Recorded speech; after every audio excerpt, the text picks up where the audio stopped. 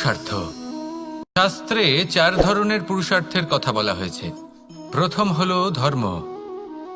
আপনি কি জানেন এই ধর্ম আসলে কি? আপনার কি মনে হয় ধর্ম আসলে কি? কোনো বিশেষ ঈশ্বরকে মানাই কি ধর্ম বলা হয়? নাকি কোনো বিশেষ রীতি পালন করাই হলো ধর্ম? নাকি কোনো বিশেষ সাহিত্যকে সর্বশ্রেষ্ঠ মনে করাই হলো ধর্ম? না, ধর্ম হলো সেটা যাকে ধারণ করা যেতে পারে। আর ধারণ শুধু সেটাই করা যায় যা পবিত্র। পবিত্র শুধু তাকেই বলা হয় যা নিঃস্বার্থ, যার মধ্যে শাসন করার কোনো ইচ্ছে নেই, যা সরলভাবেই প্রবাহমান, জল এবং বায়ুর মতো। যখন কোনো ব্যক্তি ধর্মকে ধারণ করেন এবং সেই ধর্ম সেই ব্যক্তিকে রক্ষা করে, তখন তাকে ধর্ম বলা হয়। ধর্ম যা রক্ষা করে অহংকার থেকে, খারাপ চিন্তার হাত থেকে। সেই জন্য পুরুষার্থ গড়ে তোলার আগে, ধর্ম পালন করার আগে ধর্মের প্রকৃত অর্থ কি সেটা বুঝে নিন। এটা জেনে রাখুন যে সমস্ত ধর্মের আধার, সমস্ত ধর্মের ভিত শুধুমাত্র ভালোবাসা। আসুন আর এই ভালোবাসার সাথেই বলুন রাধা রাধা। কখনো কোনো বাগানের কোনো বৃক্ষকে দেখেছেন যেখানে সুগন্ধি ফুল থাকে, রসালো ফল থাকে? তখন মন প্রফুল্ল হয়ে ওঠে, মন থেকে সেই বৃক্ষের প্রতি ভালোবাসা জন্মায়। কিন্তু যিনি বাগানের মালিক, শুধুমাত্র তিনিই জানেন যে কিভাবে এই বৃক্ষকে আগলে রাখতে হয়, কিভাবে তার পরিচর্যা করলে এতে সুন্দর সুগন্ধি ফুল হবে, রসালো ফল হবে। কখনো কখনো প্রয়োজনের থেকে বেশি রোদ পেলে এই বৃক্ষগুলি শুকিয়ে যায়, প্রয়োজনের থেকে কম রোদ পেলেও এই বৃক্ষ কিন্তু শুকিয়ে যায়। প্রয়োজনের থেকে কম জল যদি পায়, এই বৃক্ষ শুকিয়ে যেতে পারে। প্রয়োজনের থেকে অতিরিক্ত জল যদি পায়, তখনও এই বৃক্ষের শিকড়গুলি নষ্ট হয়ে যেতে পারে। এবার এটাই কিন্তু আমাদের সংসারের সাথেও হয়। আমাদের সংসারের সকল প্রতিভাশালী ব্যক্তি, যেমন লেখক, বিচারক, প্রবক্তা, যোদ্ধা, এদের সবার ক্ষেত্রে এই কথাটাই প্রযোজ্য। যদি বেশি প্রশংসা করা হয়, তাহলেও এরা হারিয়ে যাবেন। প্রয়োজনের থেকে বেশি যদি নিন্দা করা হয়, তখনও তারা নত হয়ে পড়বেন। তাহলে আপনি এদের রক্ষা করুন এবং নিজেদেরও। মনে রাখবেন একটা কথা, জেনে রাখুন কখন কোন নিন্দায় আপনি লজ্জিত হবেন না, আর কখন কোন প্রশংসার দ্বারা নিজের মধ্যে অহংবোধ জাগ্রত করবেন না। এই মন সুপ্রসন্ন হয়ে বলবে রাধা রাধা। এই সাগর কত বিশাল আকার, কখনো শান্ত কখনো উত্তাল, কিন্তু এই সাগরকে এত মহান কে করে তুলল? জল। এবার এই জলের যাত্রা দেখুন, সেটা কতটা কঠিন। এই জল সাগরে থাকে, সূর্য ওকে এতটা উত্তপ্ত করে তোলে যে এই জল নিজের অস্তিত্ব হারিয়ে ফেলে এবং বাষ্পে পরিণত হয়ে হাওয়ায় মিলিয়ে যায়। তারপরে আকাশে যায় আর নিজের অস্তিত্ব আবার হারিয়ে ফেলে, মেঘে পরিণত হয়। তারপর এই মেঘ কোথাও গিয়ে কোনো পর্বতে ধাক্কা খায়, তারপর আবার এই জল নিজের অস্তিত্ব হারায়। তারপরে বর্ষার রূপ ধারণ করে তা বর্ষিত হয়, বা কোনো পর্বতের চূড়ায় তার শিখরে বরফের রূপ ধারণ করে। তারপরে এই বর্ষা মাটির দিকে নিজের যাত্রা শুরু করে। এবার মাটিতে ঝরে পড়া এই বর্ষা স্রোতের আকার ধারণ করে এবং আস্তে আস্তে বইতে থাকে। এই নদীর আকার ধারণ করে এবং নদী রূপে বইতে বইতে পাথরে ধাক্কা খায় বা কোনো পর্বতে ধাক্কা খায়, আর তারপর এই নদী এসে সাগরে সমাহিত হয়ে যায়।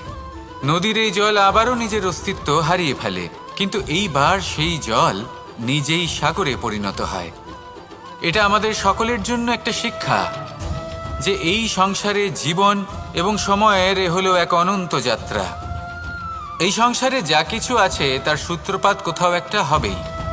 সেই জন্য মৃত্যু এবং সমাপ্তির চিন্তা ত্যাগ করে দিন, আর যে সূত্রপাত আপনি লাভ করছেন তার আনন্দ উপভোগ করুন। ভেবে দেখুন আপনি কিভাবে শ্রেষ্ঠ কর্ম করতে পারেন যাতে এই সংসার এবং এই সমাজ, এই দুইয়ের মঙ্গল সম্ভব। আসুন আমার সাথে ভালোবেসে বলুন, রাধা রাধা। একটি নৌকা বিশাল একটি সাগরে ভেসে চলে, কখনো যাত্রীদের বা কখনো বিশাল বস্তুকে নিজের সাথে বহন করে নিয়ে চলে, এক স্থান থেকে অন্য স্থানে পৌঁছে দেয়। এই নৌকা কখনো সাগরে আটকে পড়ে বা কখনো ডুবে যেতেও পারে, কিন্তু এই নৌকা তখন ডুবে যায় না যখন এর আশেপাশে অধিক মাত্রায় জল থাকে। এটা তখন ডুবে যায় যখন ও নিজের আশেপাশের থাকা জলকে নিজের ভেতরে প্রবেশ করতে দেয়। যখন আস্তে আস্তে এই জল প্রবেশ করতে থাকে, নৌকা ভারী হতে থাকে আর আস্তে আস্তে ডুবে যায়। এটা আমাদের কাছে একটা শিক্ষা। হতেই পারে আমাদের এই সংসারে, আমাদের জীবনে আশেপাশে অনেক বেশি মাত্রায় নেতিবাচক শক্তি থাকবে, ঈর্ষা থাকবে, বিদ্বেষ, ঘৃণা বা ভয় থাকবে, কিন্তু মনের এই নৌকা শুধু তখনই ডুববে যখন আপনি এই নেতিবাচক শক্তিকে নিজের ভেতরে প্রবেশ করতে দেবেন। মনে রাখবেন, এই নেতিবাচক শক্তিকে কখনো নিজের মনে প্রবেশ করতে দেবেন না। প্রবেশ করলেও তাহলে যেন সে সেখানে কোনো স্থান না পায়। শুধু এই বিষয়টা খেয়াল রাখলে আপনার মনের এই নৌকা জীবনের এই সাগরে সব সময় ভেসে থাকবে আর এই মন প্রসন্ন হয়ে বলবে, রাধা রাধা। আমরা সকলে শক্তি অনুভব করতে চাই। এবার যদি আপনাকে জিজ্ঞেস করা হয় যে সবথেকে বেশি শক্তির অনুভব কোথা থেকে করা সম্ভব, তখন কেউ কেউ বলবেন পুষ্টিকর আহার গ্রহণ করলে, ব্যায়াম করলে, কেউ বলবেন ধন লাভ করলে, বন্ধুদের থেকে, পরিবারের থেকে, আদি ইত্যাদি। এইভাবে আপনি শক্তির অনুভব অবশ্যই করতে পারেন, কিন্তু সবথেকে বেশি শক্তির অনুভব যদি আপনি করতে চান তাহলে তা পাবেন শুধু একতার দ্বারা, সংগঠনের দ্বারা। যদি আপনাকে উদাহরণ দিই, নিজের এই হাতটাকে দেখুন, 5টা আঙুল রয়েছে। কোনো একটা বস্তুকে নিজের একটা আঙুল দ্বারা তুলে ধরার চেষ্টা করে দেখুন, বড়ই কষ্ট হবে। তখন আপনি বুঝতে পারবেন যখন এই 5টি আঙুল একত্রিত হয় তখন কোনো কাজ কতটা সহজ হতে পারে। এটাই হলো শক্তি, একতার। সব থেকে ভালো উদাহরণ যদি আপনাকে দিই তাহলে বাঁশি। এই বাঁশি থেকে অত্যন্ত মধুর সুর নির্গত হয় যা সবার মন প্রসন্ন করে দেয়। এই কথা সত্যি, কিন্তু এই বাঁশি আমি একটা বা দুটো আঙুল দিয়ে বাজাতে পারবো না। আমাকে প্রত্যেকটা আঙুল ব্যবহার করতেই হবে, তবেই এর থেকে মধুর সুর নির্গত হবে যা সকলকে প্রসন্ন করবে, ঠিক কিনা?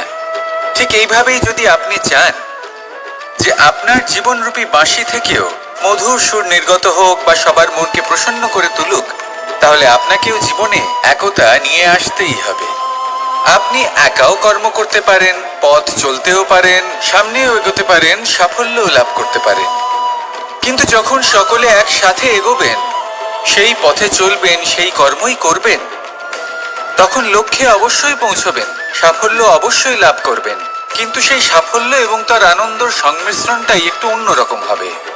তাই জীবনে ঐক্যবদ্ধ হন, একসাথে মিলে এগোতে থাকুন আর আমার সাথে ভালোবেসে বলুন, রাধা রাধা।